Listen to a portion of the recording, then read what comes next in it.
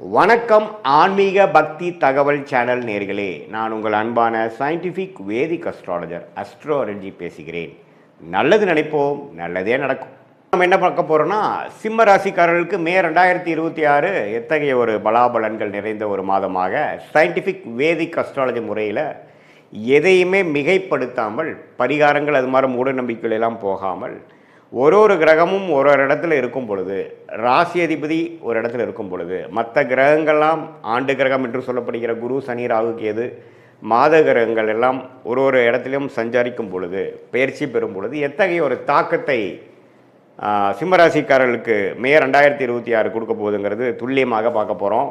இப்போ பாருங்கள், மே மாதம் பிறக்கிறப்பவே பார்த்தீங்கன்னா ராசி அதிபதியாகிய சூரியன் எங்கே இருக்கார் அப்படின்னா உச்சம் பெற்றிருக்கிறார். உச்சம் பெற்று 9ஆம் இடத்தில் இருக்கிறார். ஏப்ரலில் வரைக்கும் உச்சம் பெற்றிருந்து மே 15ஆம் தேதி, அதாவது மே மாதம் பிறந்து செகண்ட் ஹாஃப் ஸ்டார்ட் ஆகும் பொழுது அவர் ரிஷபத்துக்கு வரார்.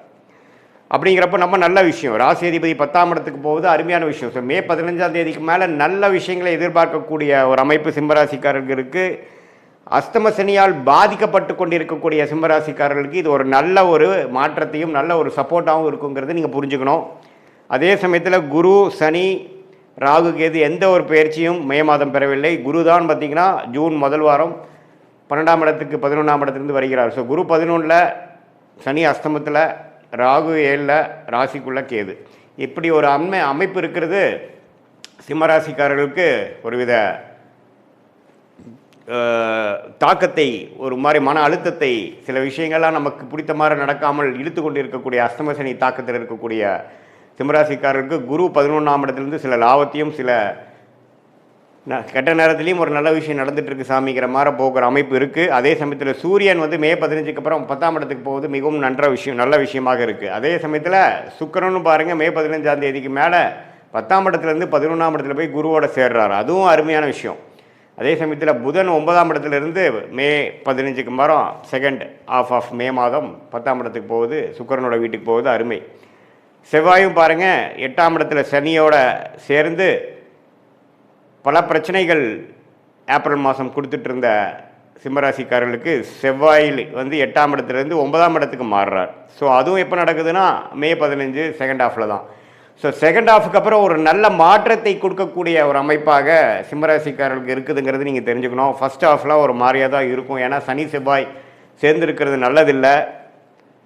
இப்போ சனி செவ்வாய் சேர்ந்து தான் இப்போ பார்த்தீங்கன்னா ஏப்ரல் மாதத்தில் இந்த போர்லாம் ஒன்றுமே பிரச்சனைகள் உலகியல் ஜோதிடத்தில் கொடுத்துட்டு இருந்தது. அது சிம்மராசிக்காரர்களுக்கு 8ஆம் இடத்துல சனி செவ்வாய் இருக்கிறனால நம்பவே முதல் 2 வாரம் மே மாதம் கேர்ஃபுல்லாக இருக்கணும், ட்ராவலிங்கில் கேர்ஃபுல்லாக இருக்கணும், உடம்பு உபாதைகளில் டக்குன்னு ஏதோ வலிக்குட்டு விழுந்துருது, பாத்ரூம் போகிறப்போ பார்த்துருக்கிறது, நம்ம எதிர்பார்க்காத இடத்துல ஏதோ சின்ன காயம் படுறது அப்படிங்கிற மாதிரி விஷயங்கள்லாம் வரக்கூடிய அமைப்பு இருக்குது. ஏன்னா 8ஆம் இடத்துல சனி செவ்வாய் சேருவது அவ்வளோ ஒரு நல்ல விஷயம் இல்லை. ரத்த காயத்தை கொடுக்கக்கூடிய அமைப்பு, ஒரு ஆப்ரேஷன் பண்ணக்கூடிய அமைப்பு, அது 10ஆவதுக்கு அஸ்தம சனியாகவே போயிட்டு இருக்கிறனால சிம்மராசிக்காரர்கள் ஏப்ரல் மாதம் எப்படி ஒரு மாதிரி ரிஸ்க்காக இருந்ததோ அதே மாதிரி மே முதல் 2 வாரம் கொஞ்சம் கேர்ஃபுல்லாக இருக்கணுங்கிறது கேட்டுக்கொள்ளப்படுகிறது.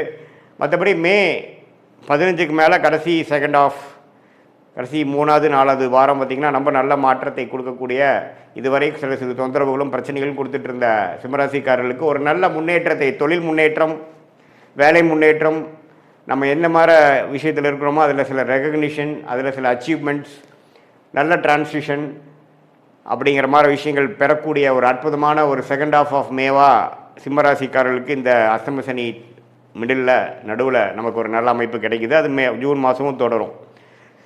சரி, இந்த மாதிரி மாற்றத்தை யார் யாருக்கு எப்படி ஒரு தாக்கத்தை கொடுக்குன்னா, மாணவர்களுக்கு பார்த்திங்கன்னா இதுவரை ஒரு மாதிரி டல்லாக இருந்து பெருசாக ஃபோக்கஸ் இல்லாமல் படிச்சுட்டு இருந்தவங்களுக்கெல்லாம் நல்ல ஒரு ஃபோக்கஸு. அதே மாதிரி முதியோர்களுக்கு உடல் உபாதை, ஆப்ரேஷன்லேருந்து ரெக்கவர் ஆகுறதுல பிரச்சனை, மெடிசன் கரெக்டாக ஒர்க் ஆக மாட்டேங்குது, பேக் பெயின், முட்டு வலி, பெண்களுக்கெல்லாம் பார்த்திங்கன்னா மாதவிடாய் பிரச்சனை, அடிவயிறு கோளாறு, யுட்ரஸ் ப்ராப்ளம், இது மாதிரிலாம் தொந்தரவு கொடுத்துட்டு இருந்ததுலேருந்து கொஞ்சம் மீண்டு வரக்கூடிய, கொஞ்சம் ரெக்கவர் ஆகக்கூடிய ஒரு அமைப்பாக மே 15க்கு அப்புறம் செகண்ட் ஹாஃப் ஆஃப் மே மாதம் கொடுக்குதுங்க.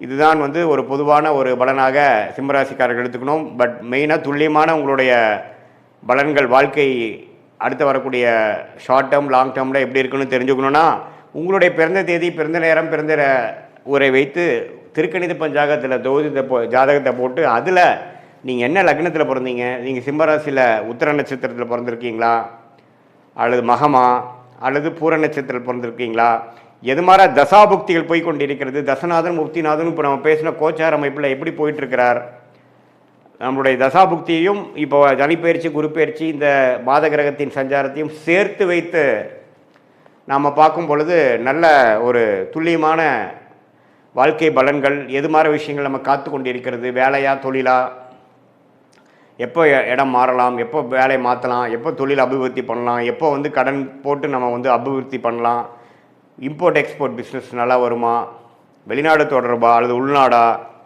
எது மாதிரி டொமைன், எது மாதிரி கிரகம் நமக்கு ஜாதகத்தில் யோகமாக இருக்குது, எந்த ப்ராடக்ட்ஸ் நம்ம பண்ணால் நல்லாயிருக்கும், அரசு உத்தியோகமா அல்லது ப்ரைவேட் செக்டாரா, எது மாதிரி அமைப்புகள் இருக்குது, படிக்கிறதுக்கு வந்து நம்மளுடைய குழந்தைகள் மாணவர்கள் வந்து எது மாதிரி படிப்பு படித்தா அவங்களுக்கு நல்லா வரும், அவங்களுக்கு வெளிநாடு யோகம் இருக்கா, அல்லது வந்து நம்மளுடைய ஓன் பிஸ்னஸ் பண்ணக்கூடிய அமைப்பு இருக்கா, அதே மாதிரி இல்லத்தரசிகளுக்கெல்லாம் எப்போ வந்து அவங்களுக்கு ஒரு நல்ல நேரம் வருது, எப்போ அவங்க வீட்டை வசதிப்படுத்திப்பாங்க, எப்போ வண்டி வாகனம் வாங்கக்கூடிய அமைப்பு, வீடு வாங்கக்கூடிய அமைப்பு, சொத்து வாங்கக்கூடிய அமைப்பு, எப்போ நம்மளுடைய ப்ராப்பர்ட்டி விற்க முடியும், எப்போ உடல் உபாதைகள் குறையும், குழந்தை பேர் எப்போ நடக்கும், எப்போ எதிர்பார்த்து கொண்டிருக்க ஒரு 2-3 வருஷமாக குழந்தை பேர் எதிர்பார்த்துட்டு இருக்கக்கூடிய சிம்மராசிக்காரர்களுக்கு எப்போ விடிவு காலம் வரும், எப்போ உடல் உபாதைகள்லேருந்து நம்ம மீண்டு வருவோம், அது எல்லாமே பார்த்திங்கன்னா சயின்டிஃபிக் வேதிக் அஸ்ட்ராலஜி முறையில் எந்த விதத்திலும் மிகைப்படுத்தாமல் நம்மளுடைய ஒரு கிரகத்தோட அமைப்பு எப்படி, ஸ்தானபலம் எப்படி, திக்பலம் எப்படி, திருக்பலம் எப்படி, இந்த அமைப்பெல்லாம் நம்மளுடைய ஜாதகத்தில் எப்படி இருக்குது, இப்போ நடக்கக்கூடிய செவ்வாய், புதன், சுக்கிரன், சூரியன் அது போன்ற கிரகங்கள் பெயர்ச்சி எது மாதிரி ஒரு தாக்கத்தை சிம்மராசிக்காரர்கள் கொடுத்து அப்போ என்ன மாதிரி தசா புக்தி அந்தரம் நடந்து கொண்டு இருக்கிறது. தசையை டிவைட் பண்ணால் புக்தி, புக்தியை டிவைட் பண்ணால் அந்தரம், அந்தரத்தை டிவைட் பண்ணால் சூக்ஷ்மம் லெவலில் ஆண்டு கணக்காக, மாத கணக்காக, குவார்டர் கணக்காக, 3 மாதமாக எப்படி நமக்கு இருக்குது, எது மாதிரி திசையில் நம்மளுடைய வாழ்க்கை திரும்ப போகிறது, என்ன சாய்ஸ் எடுக்கிறது நல்லது அப்படிங்கிறதெல்லாம் நம்மளுடைய கர்மாவின் வழியில் நம்ம தெரிந்து கொண்டு அதுக்கு தகுந்த மாதிரி வாழ்க்கையில் முயற்சிகளும் வாழ்க்கை சம்பவங்களையும் நம்ம அமைச்சு கொண்டு வேணால் அந்தந்த நேரத்தில் அந்தந்த விஷயத்தை சரியான நேரத்தில் செய்து தேவையில்லாத பொருள் விரயங்கள், தேவையில்லாத சமய விரயங்களை தவிர்த்து நம்மளுடைய கர்மாவின் அடிப்படையிலான பிராப்தங்களையும் கர்மாவின் அடிப்படையிலான தோஷங்களையும் தெரிந்து கொண்டு அதுக்கு தகுந்த மாதிரி வாழ்க்கையை அமைத்து கொண்டேயானால் தேவையற்ற நம்மளுடைய மன சஞ்சனங்கள், தேவையற்ற முயற்சிகள், நீங்களே வந்து உங்களுடைய பிராப்தங்கள் தெரிந்து அதுக்கு தகுந்த போனாவே உங்களுக்கு தெரியும் எது மாதிரி விஷயங்கள் வேகமாக நடக்குது, எது மாதிரி விஷயங்கள் நமக்கு வந்து நம்ம இழுபறியாக இருக்குது, எது வந்து கர்மாவை நம்மளுடைய நேர் டைரெக்ஷனில் போகிற மாதிரி இருக்குது, எது எதிர்நீச்சல் போட வேண்டியதாக இருக்குதுங்கிறது உங்களுக்கே நம்ம சொன்ன பலன்கள் செஞ்சு வாழ்க்கையில் செய்கிறப்பவே அதோட ரிசல்ட் தெரிஞ்சு அது கரெக்டாக இல்லையான்னு நீங்களே தெரிஞ்சுக்கலாம். ஸோ சயின்டிஃபிக் வேதிக் அஸ்ட்ராலஜி முறையில் நல்லபடியாக நம்மளுடைய பிராப்தங்களை தெரிந்து அதுக்கு தகுந்த மாதிரி வாழ்க்கையை அமைத்து வாழ்க்கையில் வெற்றி பெற முடியும் என்று சொல்ல விரும்புகிறேன். மீண்டும் மற்றொரு காணொலியில் சந்திப்போம். நன்றி, வணக்கம்.